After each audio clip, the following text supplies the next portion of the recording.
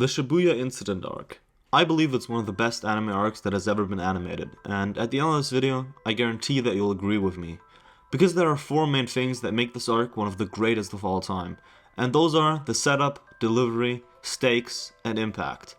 A story arc would normally look something like this, with an easy to follow progression of events, but in the Shibuya arc, it's something more like this.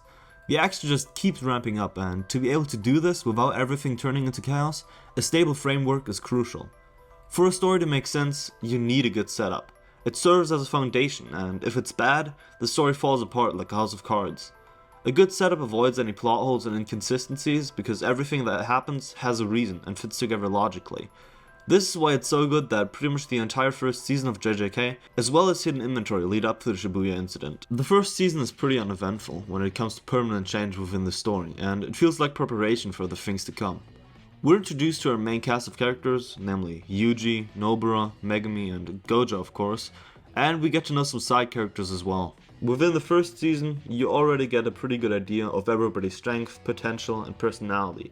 The first years are rookies in the beginning, not even being able to move in the presence of a special grade curse. But towards the end of the season, they're strong enough to scrape by against special grades.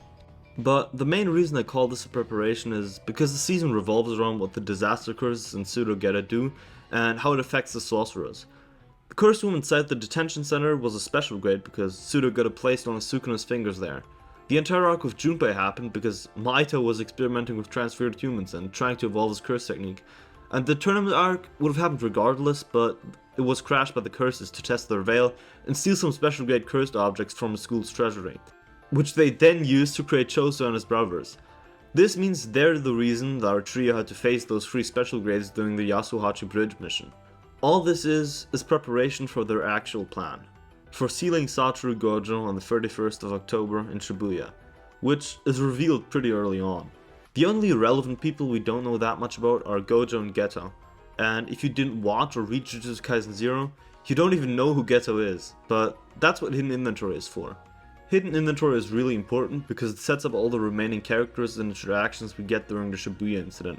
So many things inside Shibuya are enhanced by the context hidden inventory brings.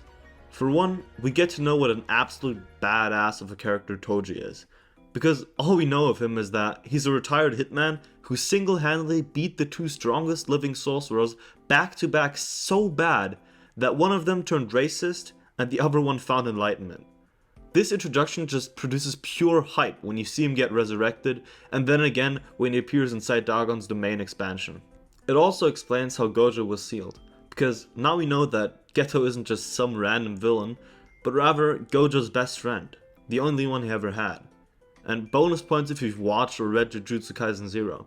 Then it hits even harder because you know Gojo killed him, and his corpse is being used like a puppet because Gojo didn't dispose of his body properly.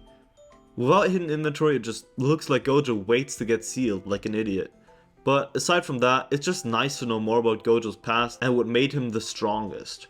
It also allows us to get a good send-off for Nanami by bringing Haibara back to show how important he was to him. And it gives us a small look as to who Yuki Tsukumo is as a character. Now for the amazing delivery. The way the story is conveyed is pretty unique for an anime, because the time that passes inside the JJK world almost completely overlaps with the time that passes while you, the viewer, watch the show. What I mean is that the Shibuya incident lasts from 7 PM to 11:45, so almost 5 hours, and the Shibuya Arc lasts 15 episodes, so if every episode is 20 minutes long, that also brings us to about 5 hours. And if you account for openings, endings, and flashbacks, you pretty much have a one-to-one overlap of the time that passes narratively and the time that passes during narration.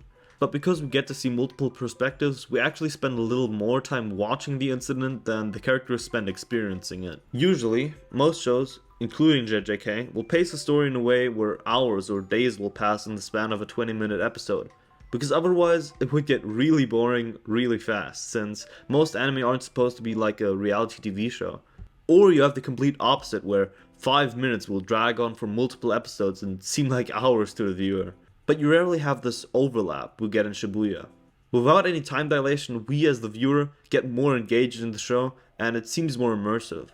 This pacing works especially well here because there's just so much stuff going on, which is why it doesn't get boring at any point. So rushing through it would only take away from the story since You have no real filler, and every scene feels like an integral part to the overarching story. It's kinda sad that this next point isn't a standard for many shows, but it's just nice that there aren't any major plot holes.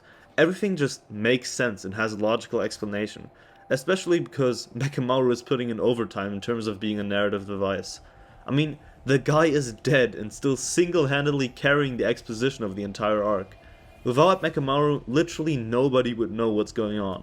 Not the viewers, and especially not the characters. Heck, Yuji wouldn't even have had a fighting chance against Choso if not for Mechamaru. Another thing that's done really well is dividing the focus onto everybody instead of just showing Yuji's perspective because he's the main character. Since everybody that's there is important, they all get their time in the spotlight. And it's better this way because it would have really been a waste of potential if we didn't get entire episodes that focused on the fights of the other characters. The balance of having the focus on Yuji to show that he is the main character, but also shifting to others is very well done and adds a lot of fluidity to the story. The third major factor is the stakes of the Shibuya Incident. And this very much ties into the setup and the fact that we get to know the main cast of characters beforehand. The introduction allows us to get invested into the show and grow attached to individual characters. You feel more involved because you don't want to see your favorite character die. Previously, our trio Soma managed to survive everything that was thrown at them, like multiple encounters with special grade curses when they were barely grade 2 sorcerers, and even when Yuji died, he came back, so I was under the impression that everybody had a decent amount of plot armor. On top of that, the way the first season ends doesn't make you feel like anyone's in danger, because the story sets us up to expect an arc where the students become grade 1 sorcerers. This is what I imagined. They each get some grade up missions where they're supported by first grades like Nanami and Meimei. Here they're at little risk and we get to explore some new character dynamics like Nobara and Nanami working together. The arc would end with each of the students being sent on their solo grade 1 missions where we get some tension and exciting fights. Maybe we'd even have some filler episodes where they just mess around a bit. I believe a lot of people expected something like this, and that was done intentionally, because that's what allows this arc to completely subvert our expectations. There are only two moments that prepare us for the absolute devastation of the Shibuya Incident. The first one is Mechamaru's death, which was pretty tragic, but it shows us, okay, characters can die. The second moment is when Gojo gets sealed. These things weren't exactly expected, but they still make sense because of the way it's set up. This is the turning point of the entire arc, for the viewers and the sorcerers, because Satoru Gojo got sealed. For all we knew, he was invincible up to this point, so if Gojo isn't safe, then no one is. Anyone could be next, especially because all of our characters are rushing into the hands of the disaster curse to try and save him. This way we actually get invested in the story, because we know this is real. Anybody could die, and there's no plot armor because this is war, and everyone's on the chopping block. And this exact idea pertains to the remainder of the arc. It's done especially well here because there's a good balance of actions and consequences. Character deaths don't feel cheap because the scenario they're put in is incredibly dangerous. It makes sense that characters like Noobito and Nanami die because they're literally facing some of the strongest and most ruthless curses that exist. Nobody is artificially being kept alive the same way that no one dies just for a dramatic effect. Everything has a reason, which is why so many scenes in this arc elicit a genuine response from the viewers, be it excitement, sadness, or even anger. I usually don't get too worked up over shows, but so many scenes had me sitting on the edge of my seat because of the sheer hype that was taking place on my screen. Which actually brings us to my next point. The impact of this arc is unprecedented. It's impactful to us as the viewers because so many named characters either die, get fatally injured, or are for some other reason essentially removed from the story. We go from Jujutsu Tech to Jujutsu technically on winter break, forever, because everyone's dead. Okay, that was bad, but you get what I'm saying. I mean, the lives of named characters just seem so trivial in this arc. They aren't special just because we know them, and the best example for this is Inumaki. He's treated just like everyone else in Shibuya. When Sukuna opens his domain, we get a couple of frames to show that he will be hit like everyone else, and it isn't mentioned after. Most people, me included, probably forgot about him entirely. He's not dead, but still treated like just another casualty. And although it's fiction, this makes it feel just a little closer to reality. And it's not just impactful to us as the viewers, but also to the world of Jujutsu Kaisen. We learned that Gojo is the first person in 400 years to possess both Limitless and the Six Eyes, which is why he has had a massive influence on the planet through his birth alone. Cursed spirits became stronger just due to his existence, and even as a child, he had a bounty of over 100 million yen on his head. But even then, he was so strong that his assassins would faint through his gaze alone. The appearance of Gojo caused a massive shift in the world's power balance, and his ceiling is gonna do the same thing. Ever since becoming a teacher, Gojo's goal was to raise a strong generation of sorcerers to help him shape the future, and with his unrivaled strength as leverage, he's been able to do that pretty well. Through his whim alone, he was able to stave off the executions of Yuta and Yuji, while generally keeping the higher-ups inside Jujutsu headquarters in check. He also made sure Megumi didn't fall into the hands of the Zenin clan. Gojo serves as a shield to all sorcerers, especially his students, allowing them to live freely. This allowed Yuta to unlock his potential as a special grade, it gave Yuji a chance to prove himself, and it gave Megumi the opportunity to live the life he wants to. Without him, people like Yuta or Yuji would have been executed immediately. Now that he's gone, there's nothing left to counteract any arbitrary decisions the higher-ups make. There's nothing left to stop the tyrannical force they present, and we immediately feel that. Amongst the chaos, Yuji and, surprisingly, the principal have been sentenced to death. It becomes apparent that the higher-ups saw Gojo as a nuisance and want to keep him sealed. By exiling him, they forbid anyone to unseal him, because he had such a large and all-encompassing influence in all of their decisions. Simply put, he was a threat. Gojo was always toying with the thought of just ending all of their lives. But now that he's gone, so is that threat, and Jujutsu headquarters want to keep it that way. Aside from that, all of Japan has been thrown into chaos because Kenjaku not only released a massive amount of cursed spirits in Shibuya, but he also eliminated some of the most important political figures of Japan, to the point where the existence of cursed spirits had to be made public in order to contain the destruction to Tokyo alone. Which, by the way, was almost the entire reason Jujutsu sorcerers even existed, to prevent death and panic among the population. But there's more than just this external pandemonium and the general loss of life. Since the characters that survive, especially Yuji and Megumi, gain an unbelievable amount of character development for the events that unfold in Shibuya. Yuji learns what it means to be a Jujutsu sorcerer by defeating Maito, and is more focused on getting stronger because he needs to keep Sukuna in control, now more than ever. And Megumi has abandoned his philosophy of self-sacrifice and showed it in his fights with Dagon and Toji.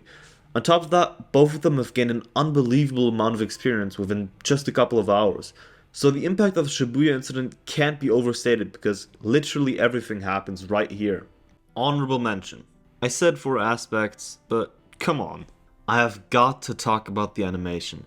Because not only do the fights look better literally every episode, but you also get absolutely gorgeous scenes like these, which just add to the narrative masterpiece this arc already is. A good story is not defined by its animation and it doesn't need it, but beautiful animation is always going to improve a great story. I personally don't think I would have enjoyed the story this much if the animation wasn't as good as it is, since within the story you have climax after climax and it just gets more hype, and the animation is the same. The art style conveys the rawness and pure hype that some of these fights are, because they don't just look good, they also have narrative weight, and you can't tell me that all of this, some of that, and especially this isn't the absolute embodiment of hype. And this is what makes the Shibuya arc so great. Through the setup, delivery, and impact, it feels unbelievably real, and the stakes as well as the animation create an ungodly amount of excitement. I mentioned this last because I think it's so much more than just the hype, and I think I went into enough detail throughout this video to show that it's just a really good story overall. All of this is why I think that the Shibuya Incident arc is one of the greatest anime arcs ever to be animated.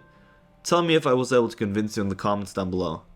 And thank you for listening to me for about 40 minutes just talking about Jujutsu Kaisen, because honestly I just love this show. And if you enjoyed this and want to hear me talk some more, make sure to subscribe because I'll be uploading a lot more in the near future, so stay tuned for that.